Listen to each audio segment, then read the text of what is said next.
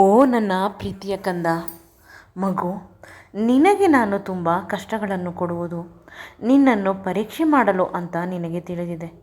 ಅದೇ ರೀತಿ ನೀನು ಕಷ್ಟ ಬಂದಾಗ ಯಾವ ರೀತಿ ವರ್ತಿಸುತ್ತೀಯ, ಯಾರ ಸಹಾಯ ತೆಗೆದುಕೊಳ್ಳುತ್ತೀಯ, ಆ ಕಷ್ಟದಿಂದ ಯಾವ ಪಾಠ ಕಲಿತು ಯಾವ ರೀತಿ ನಿರ್ಧಾರ ಮಾಡಿ ಅವುಗಳನ್ನು ಎದುರಿಸುತ್ತೀಯ ಅನ್ನುವುದು.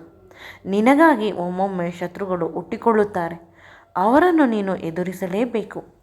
ಆ ಶತ್ರುಗಳನ್ನು ಮಟ್ಟ ಹಾಕಲು ಯಾವ ರೀತಿಯ ವಿಧಾನವನ್ನು ಬಳಸುತ್ತೀಯ, ಆ ಶತ್ರುಗಳು ಯಾರು, ಎಲ್ಲಿಂದ ಬಂದವರು, ನಿನ್ನ ಗುರಿ ಏನು, ಇವೆಲ್ಲವೂ ಅರ್ಥವಾಗುವುದು ನಿನಗೆ ಆ ಸಂದರ್ಭದಲ್ಲೇ. ಆ ಸಂದರ್ಭದಲ್ಲಿ ಯಾರೂ ನಿನ್ನನ್ನು ಪ್ರಶ್ನಿಸುವುದಿಲ್ಲ, ಯಾರೂ ನಿನ್ನ ಬಗ್ಗೆ ತಲೆಯನ್ನು ಕೆಡಿಸಿಕೊಳ್ಳುವುದಿಲ್ಲ, ನಿನ್ನ ಖುಷಿಗಾಗಿ ಯಾರೂ ಇರುವುದಿಲ್ಲ. ನಿನ್ನ ಮಿತ್ರರೆಲ್ಲ ಶತ್ರುಗಳು ಅನ್ನುವ ರೀತಿ ಸಂದರ್ಭ ಬಂದು ಬಿಟ್ಟಿರುತ್ತದೆ. ಆದರೂ ಕೂಡ ಆ ಸಂದರ್ಭದಲ್ಲೂ ನೀನು ಖುಷಿಯಾಗಿರಬೇಕು, ಎಷ್ಟು ಸಾಧ್ಯವೋ ಅಷ್ಟು. ಏಕೆಂದರೆ ಖುಷಿ ಬೇರೆಯವರ ಮನೆಯ ಸ್ವತ್ತಲ್ಲ, ನಿನ್ನ ಮನೆಯ ಸೊತ್ತು ಕಂದ. ನೀನು 100 ಕಾಲ ನಗುತ್ತಾ ಇರಬೇಕು. ಕಷ್ಟವಿರಲಿ ಸುಖವಿರಲಿ, ಒಳ್ಳೆಯದಿರಲಿ ಕೆಟ್ಟದ್ದಿರಲಿ, ಆತಂಕವಿರಲಿ, ಅವುಗಳನ್ನೆಲ್ಲ ಮೆಟ್ಟಿ ನೀನು ನಿಲ್ಲಬೇಕು. ಆಗಲೇ ಒಂದು ಪವಿತ್ರಾತ್ಮ ಆಗುವುದು. ಕಷ್ಟ ಬಂದಂತ ಕುಗ್ಗುವವರು, ಏನೋ ಸ್ವಲ್ಪ ಒಳ್ಳೆಯದು ಆಯಿತು ಅಂತ ಕುಣಿಯುವವರು ಎಂದೂ ಕೂಡ ನನ್ನ ಮಕ್ಕಳು ಆಗಲು ಸಾಧ್ಯವಿಲ್ಲ ಕಂದ. ಈ ಕಷ್ಟಗಳನ್ನು ನೀನು ತುಂಬ ಮನಸ್ಸಾರೆ ಅವುಗಳಿಂದ ಹೊರಗೆ ಬರಬೇಕು ಅಂತ ಪ್ರಯತ್ನಿಸುತ್ತಾ ಇರುತ್ತೀಯ ಅಲ್ಲವೇ?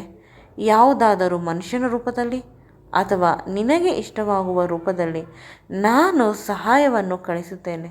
ಆದರೆ ಆ ಸಹಾಯವನ್ನು ನೀವು ಸ್ವೀಕರಿಸಿ ನನ್ನ ಪ್ರಾರ್ಥನೆಯನ್ನು, ನನ್ನ ಸೇವೆಯನ್ನು ಯಾವುದೇ ರೀತಿಯ ವ್ಯರ್ಥ ಆಗದಂತೆ ಮಾಡಬೇಕು ಕಂದ.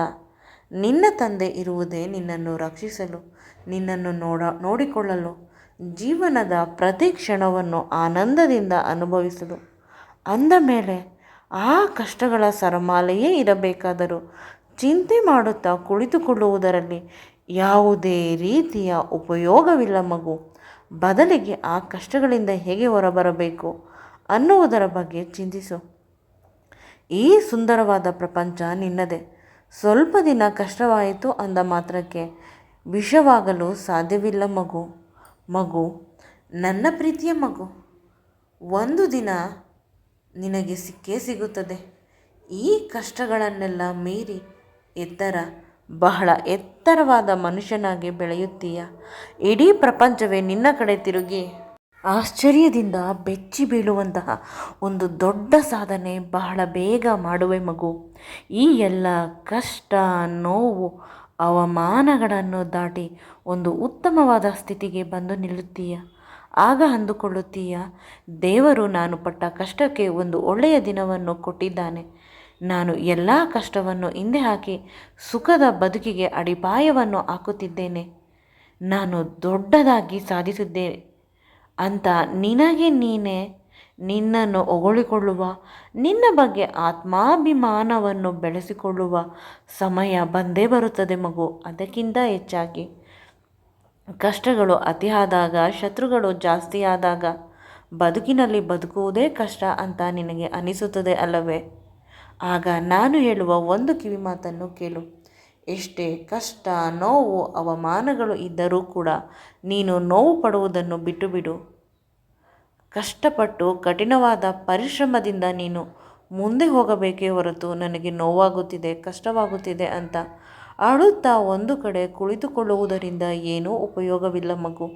ಆ ಕಷ್ಟದಲ್ಲೂ ಕೂಡ ಎಷ್ಟು ಸಾಧ್ಯವೋ ಅದಕ್ಕಿಂತ ಹೆಚ್ಚಾಗಿ ನೀನು ಖುಷಿಯಾಗಿ ಇರುವುದನ್ನು ಕಲಿತುಕೋ. ಆಗ ನಿನಗೆ ಶುಭವಾಗುತ್ತದೆ ಕಂದ. ಏಕೆಂದರೆ ಕಷ್ಟ ಸುಖಗಳು ಸೃಷ್ಟಿಯ ಸಮತೋಲನದ ಅಂಶಗಳು. ಸುಖ ಬಂದಾಗ ಖುಷಿಯಾಗಿ ಇರುತ್ತೀಯ, ಅದರಲ್ಲಿ ಯಾವುದೇ ರೀತಿಯ ಮಾತಿಲ್ಲ. ಅದೇ ರೀತಿ ದುಃಖ ಬಂದಾಗ ಕೂಡ ಕಷ್ಟ ಅಂತ ಅಂದುಕೊಳ್ಳದೆ ಎಷ್ಟು ಸಾಧ್ಯವೋ ಅಷ್ಟು ನಿನ್ನ ಆತ್ಮಕ್ಕೆ ಸುಖವನ್ನು ಕೊಟ್ಟು ನೀನು ಮುಂದೆ ಸಾಗುತ್ತಾ ನಡೆ ಕಂದ. ನಾನು ನಿನ್ನ ಜೊತೆ ಪ್ರತಿ ಕ್ಷಣ ಇರುತ್ತೇನೆ. ಆ ಕಷ್ಟದ ಸಂದರ್ಭದಲ್ಲಿ ನಿನ್ನಲ್ಲಿರುವ ಅಪರಿಮಿತವಾದ ಶಕ್ತಿಯನ್ನು ನೀನು ಹೊರಗಡೆ ಹಾಕುತ್ತೀಯ. ನಿನ್ನ ಬಗ್ಗೆ ನಿನಗೆ ಆ ಸಂದರ್ಭದಲ್ಲೇ ತಿಳಿಯುವುದು, ನೀನು ಎಷ್ಟು ಗಟ್ಟಿ, ಎಷ್ಟು ಬುದ್ಧಿವಂತ ಅಂತ. ಅಷ್ಟೊಂದು ಆತ್ಮ ಪ್ರದರ್ಶನವನ್ನು ನನ್ನ ಮಗುವಿಗೆ ನಾನು ಮಾಡಿಸಬೇಕು.